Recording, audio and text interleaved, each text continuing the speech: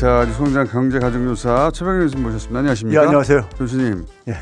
과학기술 예산 왜 자른 겁니까? 제가 요즘 만나는 사람마다 물어보고 있는데 예. 다들 모르겠다는 거예요. 아, 이건 생각을 해보세요. 진짜 이해가 안 가는 건데. 그러니까 모든 사람이 사실은 그러니까 동의할 수 없는 거잖아요. 이거는 진보 보수하고 상관없거든요. 아, 그러니까요. 예. 모든 사람이 동의할 수 없는 게 지금 이루어지고 있잖아요. 현실적으로요. 예. 그 얘기는 결국 뭐냐면 비상식적인 선에서 이걸 그러니까 저게 내려왔다고 추론하는 게 가장 합리적이죠. 비상식적으로 사고하시는 쪽에서. 그거죠. 야. 그렇지 않으면은 이거는 네. 그러니까 사실 아까 공장장이 표현했듯이 보수 진보를 떠나가지고 그렇죠. 누구도 그건 정당화할 수 없는 거잖아요. 이거는 보수 정부에서도 과학기술 예산을 안 건드렸어요. 그러니까요. 그 얘기는 결국 뭐냐면 비상식적인 논리라든가 비상식적인 논리로 사고하는 사람 쪽에서 이게 내려온 거라 이거죠. 야, 진짜 도저히 이해가 안 가는데 이거는 제가 요새 최대 미스테리로 갖고 있는 겁니다. 이거는 도대체 누가 이로 인해서 이득 보는 사람을 생각해 보면 보통 되는데 그죠? 어떤 결정을 이득 보는 사람이 없어요. 국내에는. 그러니까요. 그래서 외국의 이익을 위해서인가 이런 말도 하거나 아니면은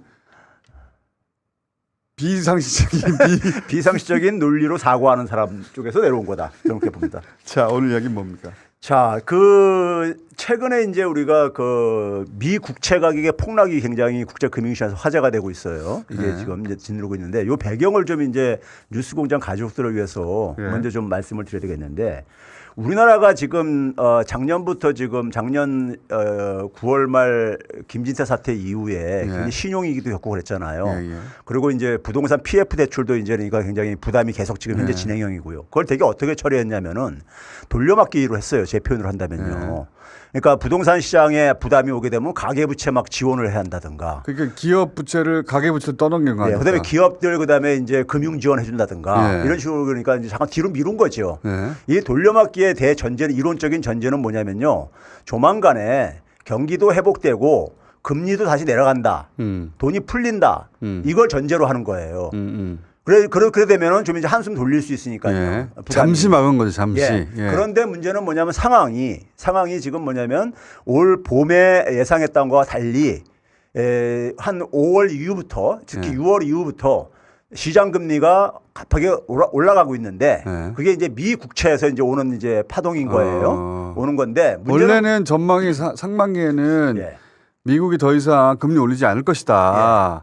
이제는 올라갈 만큼 올라갔고 물가가 잡힐 것이고 그렇게 전망들 했죠. 실제 상반기에. 근데 아니잖아요, 지금. 근데 이제 금리를 이제 사실상 7월 달에 마지막으로 올리고 지금 현재까지 어쨌든 9월 달에도 동결을 하고 있는데 연준도 시장 금리가 소위 말해서 이제 중장기 국채 수익률들이 되게 결정을 하고 있는데 2년물에서 한 10년물 정도까지 가요. 결정하는데 이게 이제 그러니까 6월 달부터 빠르게 올라가고 앉아 있는 거예요, 지금요. 특히 이제 되게 요거를 작년에 금리를 막 가파르게 인상하는 상황 속에서도 미국제 10년물을 되게 이제 우리가 표준으로 많이 삼고 그러는데 그게 한 4% 이내에서 관리가 됐었어요.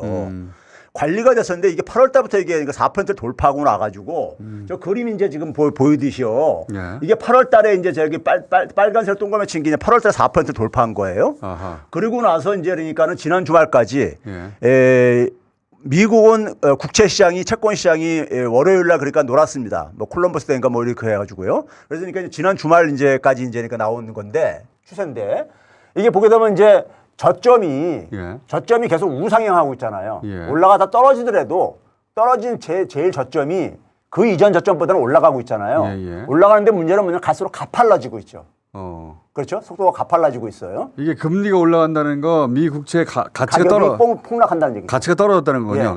그래서 이자 많이 줘야 된다는 거군요. 그렇죠. 정부가 이제 그러니까는 소위 말해서 국채 발행할 때도 돈을 많이 지불해야 되는 것이고 이자를 많이 줘야 되는 것이고 국채를 사가줘야 되는데 사가주는 사람이 야 니네 경제 좀 위험하잖아. 니네 국채 가격이 떨어졌어. 그러면 야, 그럼 이자 많이 줄게. 이런 상황이란 말이죠, 지금. 그래서 점점 올라가고 있어요. 근데 이제 이게 이제 그러니까 우리가 이거를 8월 이전까지는 연준이 이걸 어쨌든 간에 연준과 미국이 컨트롤해서 막았어요. 4% 이내에서요. 4% 안에서. 지난해 11월 달부터요. 막았어요. 막았는데 왜 이게 뚫렸느냐? 뚫렸냐면요. 교수님 마이크를 좀 가운데로 해주시죠. 수요, 이제 채권도 어차피 채권의 가격이라는 게 수요와 공급에 의해서 결정되는데 수급 구조에 이제 근본적인 변화가 생긴 게 지난번 6월 초에 소위 말해서 미국 연방정부가 그러니까 부채를 쓸 수 있는 한도가 있잖아요. 예. 의회에서 이제 승인 받아가 쓰기 때문에 예. 그것 때문에 파동이 있었잖아요. 예. 여야간에 이제 민주당과 공화당 간의 힘겨루기가. 그렇죠. 돈 못 쓰게 해가지고. 예. 근데 그때 6월 1일 이후에 그때 이제 임시로 이제 그러니까는 그 저희 땜질을 했는데요. 근데 이제 6월 1일부터 지금 10월 초까지 미국 정부가 발행한 국채가요. 4개월이죠. 6, 7, 8, 9월 달이니까 4개월 네. 동안에 동안에 2조 달러나 발행했어요. 2조 달러 넘게. 국채를 엄청 많이. 그러니까 그렇게 찍어낼 발행했네. 수밖에 없는 상황이에요, 미국이요. 돈이 없어요 지금? 아니, 그러니까 이게 뭐냐면 수입보다 지출이 많으니까 지금 생기는 거잖아요. 그러니까요. 그러면 결국은 뭐냐면 증세를 해야 되는데 이건 네. 못 하는 거야. 아, 예? 이걸로 해결을 해야 되는데 계속 차입을 해가지고 이 문제를 해결하고 있는 거예요. 그러면 일단 국채가 굉장히 시장에 많이 쏟아져 나오고 앉아 있는 그렇죠. 거예요. 근데 갈수록 많이 쏟아져 나오고 있는 거예요. 이게 기하급수적으로 많이 쏟아져 나오고 있는 거예요. 그다음에 뭐냐면 이거를 그러면 이제 막아줄 수 있는 힘이 예. 수요 쪽에서 누가 있냐면 연준이라든가 그다음에 해외에서 사주는 거예요. 중국하고 일본이었잖아요. 예, 이런 해외에서 사주는 건데 예. 연준은 지금 뭐냐면 시중의 통화량을 해소를 하는 상황이거든요. 예. 인플레 잡기 위해 가지고. 그렇죠. 그러니까 지금 사준다는 얘기는 국채를 사준다는 얘기는 연준이 돈 찍어 사준다는 얘기는 돈이 풀리는 거란 말이에요. 그렇지. 그러니까 인플레가 지금 안 잡히는데 어떻게 지금 이걸 사주냐고요. 그러니까 연준이 지금 힘을 쓸 수가 없는 상황이야. 아하. 거기다가 뭐냐면 해외 보유 비중은 사실 몇 해 전부터 계속 줄어들어 왔는데 그렇죠. 비중이 줄었는데 중국이 이걸 주도로 하고 있단 말이에요. 중국이 계속 팔고 있단 말이에요. 중국이 미국 국채를 제일 많이 가지고 있잖아요. 예, 팔고 있고. 근데 예. 일본은 그러니까 이걸 사줄 수 있는 형편이 안 돼, 지금요. 아하. 자기 발등에 불 떨어져가지고 지금. 아하. 예? 일본은 사줄 형편이 못 되고 있어요. 그러니까 오히려 뭐냐 팔아가지고 엔저를 방어해야 될 상황이라고 오히려 그러니까요. 예? 그러니까 그런 상황이다 보니까 수요 공급 구조에서 수요가 이게 없어. 국채 가격이 수요가 없고 공급은 늘고. 아주 그냥 폭발적으로 늘고 있고 그러니까 시장에서 이제 의구심이 생긴 거예요. 어허. 예? 그러면서 이제 이게 뚫린 거란 말이에요. 어허. 그러니까 시장 금리가 쭉 올라가니까는 시장 금리는 뭐냐면은 각국에 다 미쳐요, 영향을요. 예. 전 세계에 영향을 다 미쳐요. 우리나라에 우리나라도 영향을 미치죠. 미치죠. 예. 한국은행이 1월 달에 금리를 마지막 올리고 동결하고 있는데 예. 기준금리만 동결됐을 뿐이지 시장 금리 다 올라가고 앉았단 말이에요. 어. 그러면 이 금리가 올라가면서 당연히 뭐냐면 여기저기서 파열음이 생기죠. 파열음이 생길 수밖에 없는데 자, 그다음에 이제 우리나라 같은 경우에 이게 어떻게 영향을 미치냐면요. 우리나라는 지금 민간 부채가 가계 부채나 기업 부채가 지난 시간에 한번 소개했듯이 자, 이 그림 좀 한번 화면 좀 올려줘 보시죠. 화면을. 시장 금리의 글로벌 동조화. 예. 예. 이게 지금 바로 이게 뭐냐면요. 우리나라는 되게 채권을 3년이랑 5년짜리를 많이 쓰고 있는데 위에 게 그러니까 이제 미국의 이제 3년짜리고요. 예. 빨간색이 이제 그러니까 주황색이 한국의 3년짜리인데 예. 같이 움직이잖아요. 같이 움직이는. 그러니까 한국은행이 기준금리 동결했어도 저건 그냥 딱 국제시장에서 결정된다 이거예요. 예, 시장에서 시장금리가. 결정되겠죠, 당연히. 예. 예. 예. 그러면 금리가 올라가고 있는 거예요, 지금요. 시장금리들이 예. 5월 이후에. 자, 그다음에 이제 그러니까 기준금리를 동결하면 저게 묶여 있어야 되는데 예. 시장 상황이 저렇게 큰 변동이 생기니까 예. 기준금리와 상관없이 계속 움직이는 거예요 지금. 그렇죠. 예. 예. 그러다 보니 이 시장금리가 움직이면 국채금리가 가장 그러니까 시장금리에서 기준이 되는 건데 그것보다 다 나머지 이제 가상금리 붙여서 높아지는데 그러면 이제 가게나 기업이 이제 그러니까 소위 자금을 조달하려면은 그 시장금리 올라간 거에 부담이 그만큼 이제 전이될 수밖에 없는 거죠. 그러면 이제 그다음 이제 우리가 부채 자료 좀 보여줘 보세요. 다음이요? 예. 예. 자, 이게 우리가 보시게 되면은 민간 부채하고 정부 부채 증가 속도가 1위가 우리나라다. 예, 우리 지난 윤석열 정권에서 우리나라가 1위라는 거 제가 여러 번 얘기했잖아요. 예. 그러니까 다른 나라들은 줄어들고 있는데 대부분이 우리나라만 올라가고 있으니까 이게 이제 부담이 될 수밖에 없잖아요. 예? 아무래도 부채라는 건 이자의 직격탄을 그렇죠. 미칠 수밖에 없으니까요. 그래서 이제 이 부채 증가가 그다음 넘겨봐 주세요. 자료를. 자, 이게 이제 환율에 지난해 연말부터 환율이 굉장히 가잖아요. 환율이 어떤 영향을 주는 겁니까 이게? 이 우리나라 경제가 예. 사실 그러니까 지금 보게 되면 굉장히 불안하고 그러면은 예. 외국인들이 볼 때는 돈을 빼고 싶을 게 아닙니까? 그렇겠죠. 예, 빼고 싶을 게 아니에요. 예. 그게 이제 환율 영향에 미치는 거예요. 그런데 자, 작년에 이제 연말에 한 1,450원까지 막 이렇게 뚫고 올라갔었어요. 신용이익이 그렇죠. 가면서요. 예. 그리고 이제 나서 미국 금융시장이 안정되니까 같이 좀 안정이 됐었어요. 달러 가격이 안정이 되면서요. 그러니까요. 그랬는데 문제는 뭐냐면 작년부터 보게 되면은 환율이 지금 여전히 높은 상태로 계속 지속되고 있거든요. 예. 과거에 한 1,200원 밑에서 방어되던 게 지금은 1,350원 안팎에서 이렇게 지속되고 있으니까요. 예. 그러니까 그럴 때마다 뭐냐면 외환보유액을 투입을 해가지고 환율을 방어해 왔던 거예요. 이때까지 그랬다고 하더군요. 그래서 지금 저 빨간 수치가 바로 뭐냐면요. 이 외환보유액을 투입한 금액들이에요. 그러니까요. 작년도 2분기에 154억 달러 투입을 했고 예? 예. 이 환율 방어하기 위해서 4분기에는 175억 달러.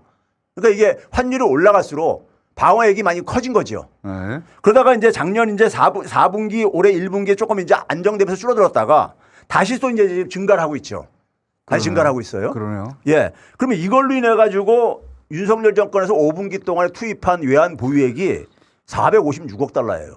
이게 과거에 비하면 어느 정도 큰 겁니까? 그러니까 이게 그러니까는 그 이전에 문재인 정부 마지막에서도 환율이 좀 불안해지기 시작했거든요. 예. 근데 그때 5분기 동안에는 224억 달러 투입했었어요. 두 배 두 배 이상 증가한 거예요. 2배 이상 돈을 두 배 이상 증가했는데 환율이 안 잡히는 거네, 근데. 예, 앞으로가 더 문제인 거죠. 문제는요. 앞으로 더 문제이고 그러면 이게 이제 그러니까는 어떻게 영향을 미치냐면요. 그다음 그럼 보여주세요. 이게 이제 뭐냐면은 실제로 보게 되면 이게 김대중 정부 때부터 예. 역대 정부에서 외환 보유액의 변화액입니다. 아, 변화액. 예. 근데 이제 김대중 정부부터 문재인 정부까지는 외환 보유액이 다 증가했잖아요. 노무현 정부 때 가장 많이 증가했고, 예? 증가했는데 윤석열 정부에 들어서 가지고 310억 달러나 외환 보유액이 줄어든 거예요. 이 줄어든 게 대단하다. 이 줄어든 규모가요. 외환위기 때보다 더 큰 규모입니다. 아, 그래요? 예. 외환위기 때는 147억 달러 정도밖에 안 줄어들었었어요. 예? 그러니까 그때하고 경제 규모는 물론 차이가 있지만은 이건 그 대신 뭐냐면은 지금 아직 진행형이라 이거예요. 문제는 이게 끝난 게 아니라요. 그러니까 지금 외환 보유액이 결국은 그 우리가 국제 교육을 하기 때문에 예. 이 환율로 인한 위기를 외환 보유액이 막아주는 건데 그렇죠.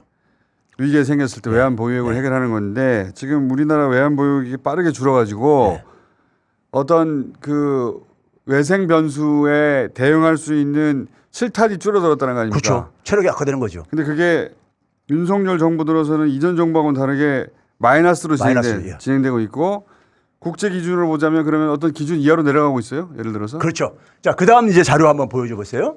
이게 뭐냐면요. 그 IMF라든가 국제결제은행에서 소위 말해서 그 이 적정한 외환 보유액 규모를 기준을 이제 만듭니다. 그럼 IMF 기준이 소위 말해서 외환 보유액 적정성 평가 지수라는 게 있어요. 이거 뭐 복잡하니까 이건 저기 가고 이게 한 100 내지 100% 내지 150%가 적절하다 그러는데 우리나라가 지금 현재 97%가 떨어졌어요. 작년 연말 기준으로요. 그러니까 올해는 더 떨어졌을 거예요, 아마 그러니까요. 떨어졌는데 문제는 여기 한번 비교 국가들 봐보세요. 작년에 블룸버그 통신에서 가장 아시아의 취약한 통화라고 얘기했던 게 태국, 필리핀과 더불어서 한국이었었어요. 기억나실지 모르겠는데. 근데 태국만 하더라도 보게 되면 228%가 넘죠. 태국은요. 필리핀도 123%예요. 우리보다 낮은 나라가 없네. 그렇죠. 그러니까 이게 보게 되면은 우리 동아시아에서 소위 말해서 저기 화폐 가치가 취약하다는 나라들보다 우리가 더 취약한 거야 지금요. 그러네요. 네. 그러니까 IMF에서 요구하는 적정 수준을 이미 작년 연말에 그 밑으로 떨어졌어요 지금요. 네? 이게 바로 이제 그러니까 외환 보유액 줄어들면서 생긴 현상인 거죠. 그렇죠? 자, 그렇다는 얘기는 그 외국 자본도 이걸 다 지켜보고 있을 거 아닙니까? 아, 그렇죠. 당연히.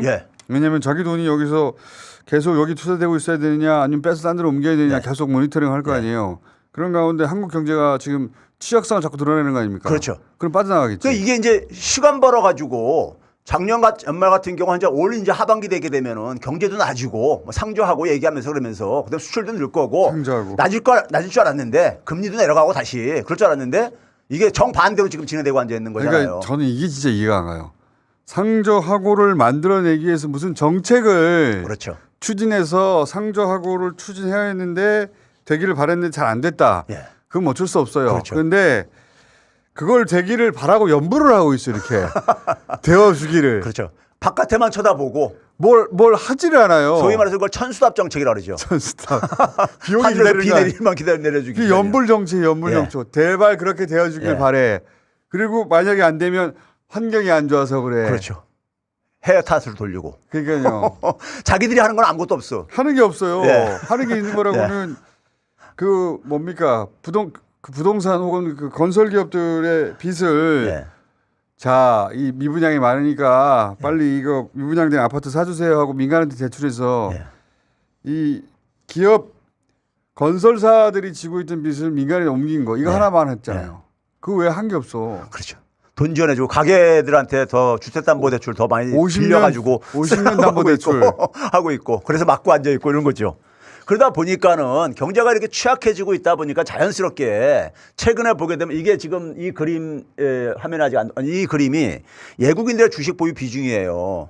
아 그러니까 전 세계 주요 증시, 아시아 증시도 마찬가지예요. 다 올라가는데 우리만 떨어지는 거 아닙니까? 그래, 떨어졌죠. 이게 보도가 안 되니까 그렇죠. 사람들이 얼마나 복합위기인지 인지를 못해요. 주식이 떨어지면 뭐 우리도 떨어지고 딴 데도 떨어지고 세계 경제가 어려운가 보다 이렇게 생각하는데 그게 아니에요. 우리만 계속 나쁜 거예요. 결과적으로는 탈중국을 내쳤는데 윤석열 정권이 탈한국이 지금 일어나고 있는. 외국인들이 떠나니까 지금 저기 떠나니까 왜 떠나겠어요? 한국 경제에 대한 신뢰를 못하는 거죠. 지금 불안하다고 보는 거죠. 교수님이 쭉 설명하신 대로 보자면 한국 경제가 총체적으로 보면 이거 그 펀더멘탈이 약해지고 있다는 그렇죠. 거 아니에요 한마디로. 그렇죠. 위험의 경고등이 벌써 들어왔죠. 체력이 약해지고 있다는 거 아니에요. 위기가 오면 제가 작년 하반기부터 계속 얘기했던 건데 예. 이걸 돌려막기를 그동안 하던 것이 지금 이게 한계 상황에 이제 그러니까 직면하면서 그래서 모든 지표가 다 나쁘다는 거 아닙니까? 문제는 이제 연준에서 9월달 회의에서 나온 게 뭐냐면 금리는 2024년에도 4% 이상을 유지를 해야 된다.